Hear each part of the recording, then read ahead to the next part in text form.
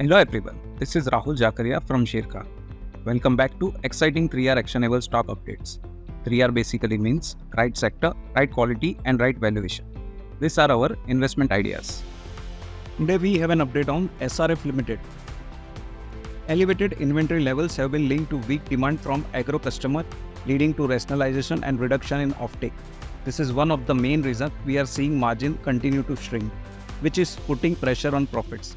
However, there is a silver lining on the horizon.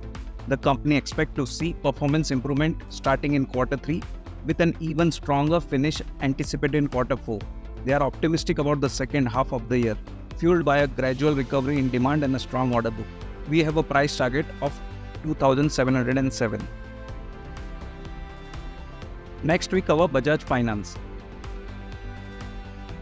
Our analyst maintains buy rating on Bajaj Finance with a revised price target of Rs 9,500. Overall, the company's portfolio performed well in Q2 and expected to grow 27 to 28% for FY25. NII rose by 22.8% year-on-year and 5.6% quarter-on-quarter in the quarter, driven by strong AUM growth.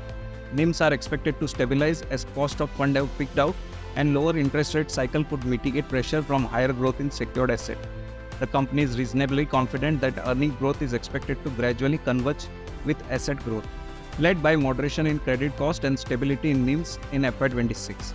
And the outlook for second half of FY25 is better than first half.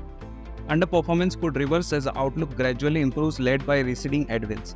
We are confident on strong sustainable earning growth and longevity of the franchise.